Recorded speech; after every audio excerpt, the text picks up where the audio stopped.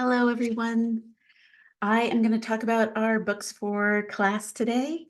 I have almost all of them. I'm missing one of them, but we'll talk about all of them here. Welcome to COM 420, Communication in Organizations. You have two books you need to purchase for this class, and I'm going to go over those right now. Let's see. The first book that is required for everyone in class is The Thin Book of Trust. It's second edition by Charles Feltman. And it's a really, really thin book as compared to some of the other books. This one is more like a handbook to really understand how trust works in relationships and interpersonal situations. And Charles Feltman is very interested also in business communication or organizational communications in our professional world here. So though this can be used for all your relationships, you'll find out soon enough. We don't use this book till the second half of the term, but I think it's a good idea to get it right away and start perusing it because a lot of what happens in this book is applicable to everything we're studying this term. So, but we won't start using it until after week 5. The other book you have to choose from my required list here, my pre-approved book list. And these books are one that you will read throughout the whole term, and you'll talk about them in your team meetings with your group.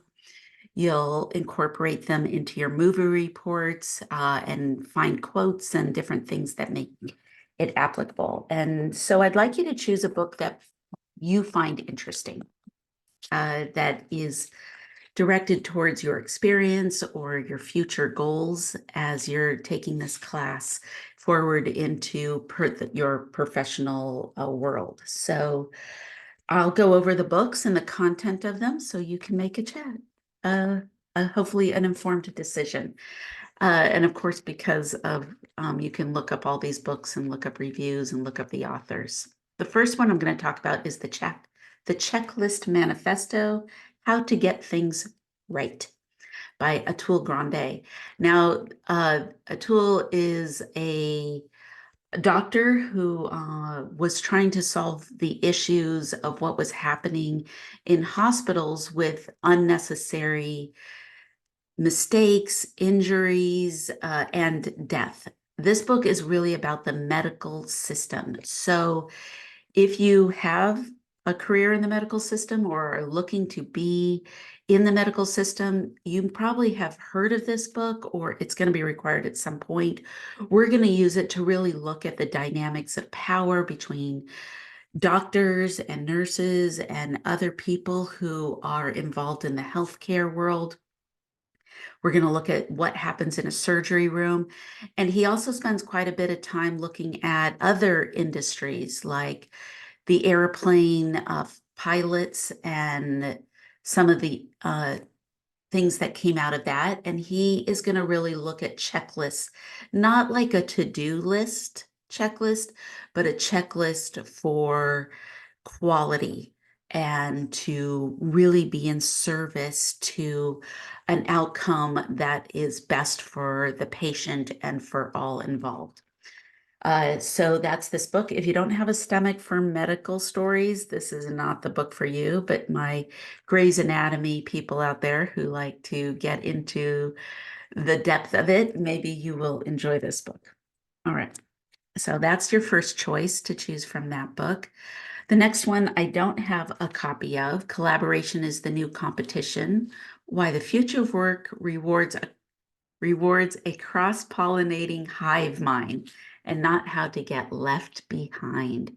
So this is really about this idea of collaboration. And this really pulls us into, we're going to talk about the history of organizations.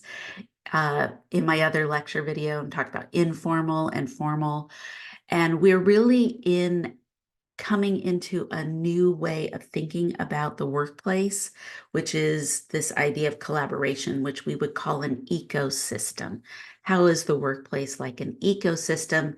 And just like an ecosystem, there is Usually metaphors to nature used a lot more, like the hive mind, kind of putting the language of of the honeybee into and the worker bee into this idea of what does it really mean to be collaborative.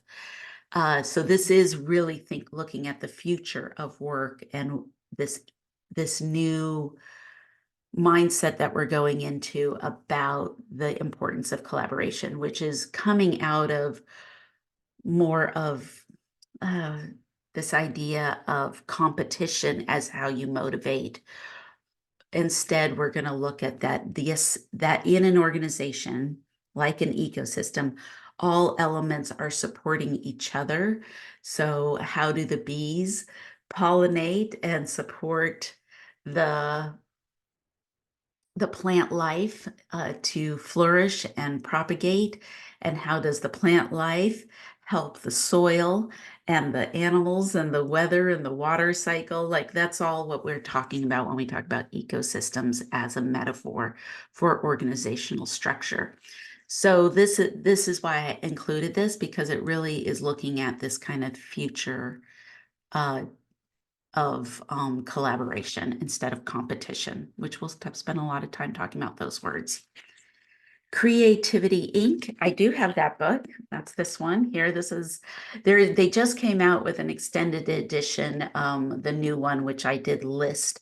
But if you don't want that new expanded edition, you could find a used book of the old one. That's fine with me. That's what I have right here.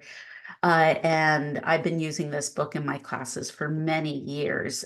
So this is one to look at. It's about Pixar and how did Pixar really turn out movie after movie that was winning Oscars and awards and #1 in the box office, and how they what were they doing in their workplace. There's information about Steve Jobs in here and his leadership style, but a leadership style that is interested in collaboration.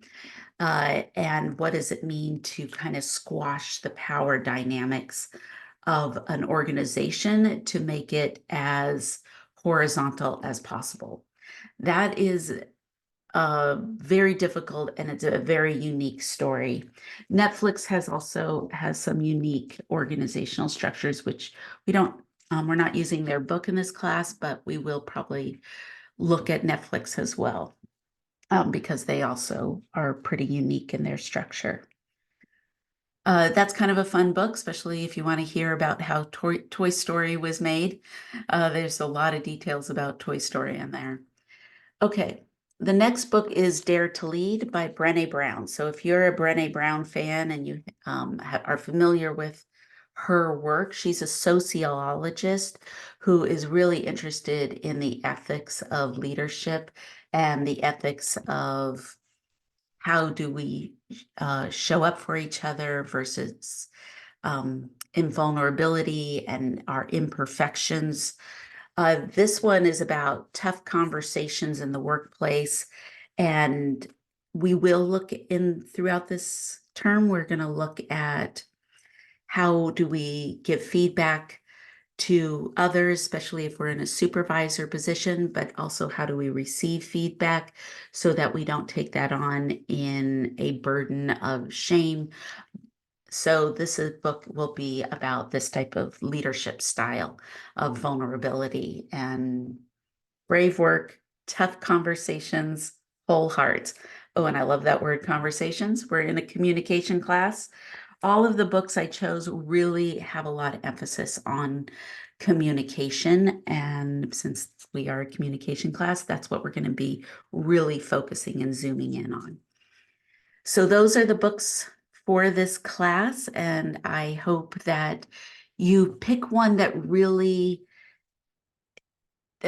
speaks to you.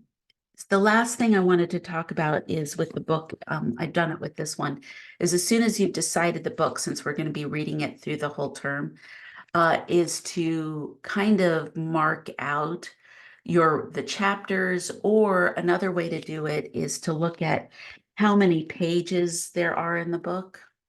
And that's after the notes or acknowledgements and if there's an index. And so like Dare to Lead, the last page looks like we're here on 272 and divide that by 8 weeks. And then mark each one with a Post-it for every 8 weeks, what point you should be at the book. And then you can track it with the class and know exactly where you're at and not let it fall behind. If you're doing it as an audiobook, I think almost all of these books are audiobooks as well. So you could look at the time stamps and then do the same thing, make a note to yourself of what time stamp you should be at. If you divided the time up into 8 time slots. So that would be one way. The other thing is these books are actually, they're not academic reading. It's not the genre of journal writing. These books are made for your everyday consumer consumption, so they can read fast. If you're a reader, if you're used to reading, you could consume this book, I think, really quickly. I do want to encourage you to pace yourself through the term with your book. And another thing that I do is I'll take a Post-it, of a significant size Post-it, or you can just take a notepad. And after each reading, write a little note to yourself of what you thought was the most interesting part of the book. And for each section where you put the Post-it, put this in your book. And then when you're in your team meetings and it'll say, what did you think of this section of the reading? You will have no problem going there and going, instead of going, oh, wait, I read that so long ago. I really liked it, but I can't really remember. Well, make sure you make it easier yourself. Make a note for yourself as a strategy for when you're in team meetings, you can easily keep track of it. And if you're doing an audiobook, make sure you write down a quote, bookmark something, and make also a note in something that you can reference in your team meetings easily. All right. So we went over the books of the class. I went over some strategy for how to approach your reading for the term. I look forward to learning more about you and going through this term with you. Have a good rest of your week. Bye-bye, everyone.